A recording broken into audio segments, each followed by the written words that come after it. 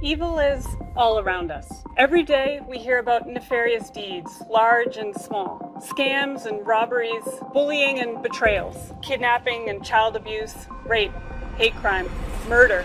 I'm Leanne Brinke, Associate Professor of Psychology at UBC and author of Poisonous People. I've been studying deception, distrust, and dark personalities for the past 20 years. And I'm here to explain why that bleak view of humanity feels right, but is totally wrong. I'm Dr. Leanne Brinke, and this is my Genius Talk.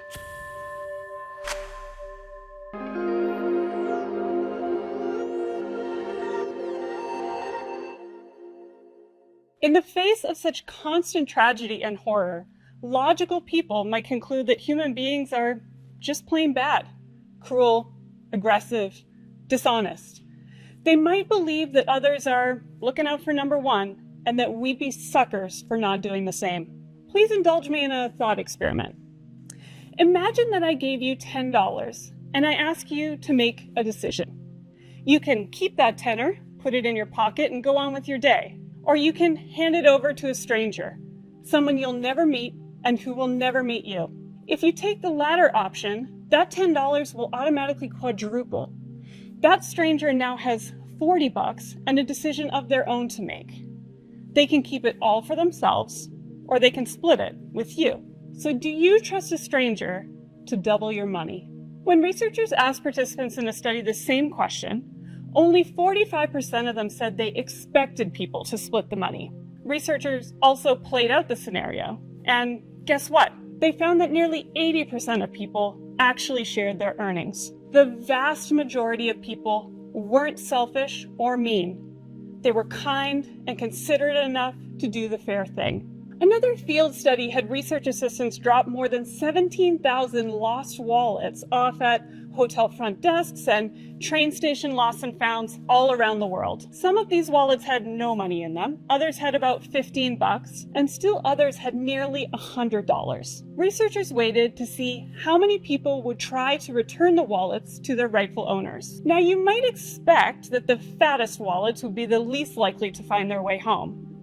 But the opposite was true. The more money people found, the more likely they were to return it. People went out of their way not to feel like they were stealing. These and many other similar findings reveal that most people aren't often selfish or mean. They aren't consistently violent or abusive either. They're kind, honest, and concerned about others. But that confronts us with a conundrum. If most people are in fact good, why is there so much bad? Here's one idea. Maybe the world really isn't so terrible. We just think it is because of the media, eager to win eyeballs, focuses on the negative. There's some truth to this argument. We are primed to notice and remember threatening information, and algorithms indulge this tendency of ours, feeding us negative clickbait. At the same time, people really do harm each other, and in ways that are hard to classify as anything other than evil. Consider the many wars and genocides that have taken place in Europe, Rwanda, Bosnia, Cambodia, and elsewhere. Or ask the relatives of the nearly 17,000 people who were murdered in the United States last year alone. How can so much cruelty exist when the vast majority of people in the world are kind? As the data confirms, most people aren't the problem. A few people are. Over the past 20 years, I've studied those few. The ones who lie, cheat, and even kill. And what I've learned might change how you think about evil. People with psychopathy have callous, manipulative, impulsive, and antisocial personality traits. They don't experience emotions as others do. You know that guilt you feel when you drop the ball at work? Or when you say something cruel in a moment of stress or anger? They don't experience those pangs. In fact, people with psychopathy can commit horrific acts of violence without any remorse for the people they hurt or kill. They also have inflated egos and might come across as having a holier-than-thou vibe, even though they are anything but. People with psychopathy manipulate others using superficial charm and lies to get what they want. They live for momentary pleasures, seeking sex, money, and dominance. Long-term planning? really isn't in their playbook. They act on impulse and care little about following the rules. No wonder then that people with extreme clinical levels of these traits tend to find themselves at odds with the law. They make up just 1% of the general population, but account for about 20% of incarcerated people. A dirty little secret, though, is that we all have a little bit of psychopathy. We all fall somewhere on a continuum from low to high on psychopathic traits, just like we do on personality dimensions that you know well, things like extroversion or openness. Thankfully, most people score relatively low on psychopathic traits, but there's a malevolent few that don't, and these personalities have an underappreciated effect on our lives. The more psychopathic traits that people possess, the less likely they are to share the spoils of that economic gain that I mentioned earlier. The less trustworthy they are in general. People higher in psychopathic traits tell more lies, cheat more often on their romantic partners, and spend more time trolling in online forums. They rain abuse on their subordinates at work and their families at home, and they're more likely to favor an authoritarian approach in politics. And being on the receiving end of these behaviors costs us a lot. Let's turn it into dollars. Researchers estimated that the total cost of crime in the US, including money spent on prisons and legal fees, but also the cost of security systems, medical care for victims, and the time we spend avoiding or recovering from crimes that could be spent on other things. That number topped $5 trillion annually. If people with psychopathy make up 20% of all incarcerated individuals, you might pin 20% of that cost on them. But it turns out that people with psychopathy commit 50% of all serious crime. So the total annual cost to society, $2.5 trillion US dollars.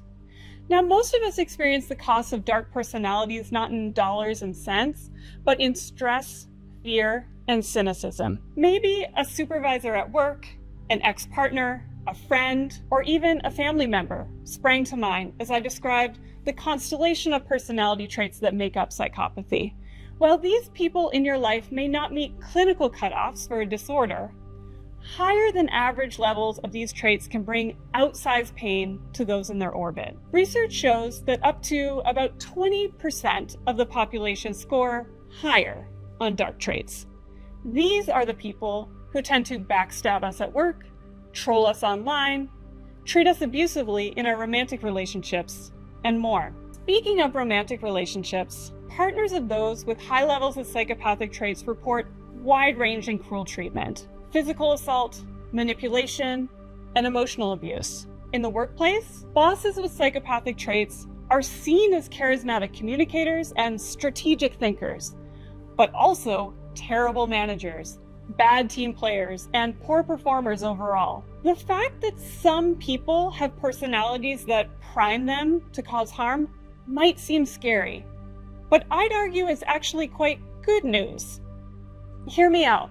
If just a relative few people are causing the vast majority of harm, that means we can make huge headway if we focus on containing just a small group of individuals. And that's a much easier challenge than changing all of humanity. Fortunately, science has provided us with powerful tools for doing just that.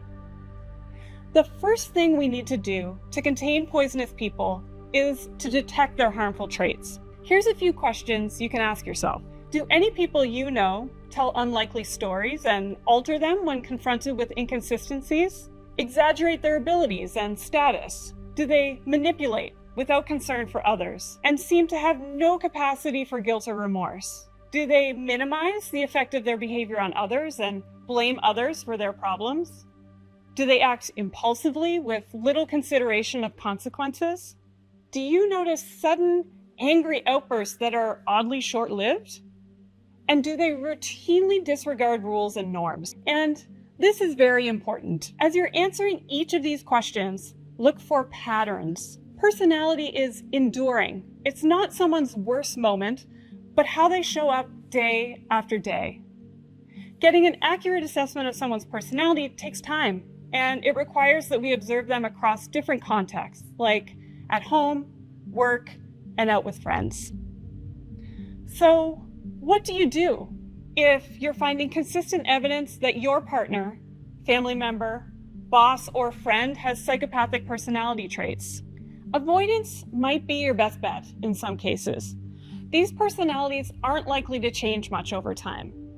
No matter how much you want them to change, they often aren't very motivated to transform. Intensive treatment can help, but treatment success looks more like muted harm as opposed to a personality 180. For a multitude of reasons, you won't always be able to leave a relationship with a dark personality that's poisoning your life. Perhaps you won't even want to. To stay or go is your choice to make. But electing to stay doesn't mean you resign to become a victim. You can also learn to manage the poisonous person in your midst. A key insight to do that is to recognize that these people have different wiring than you.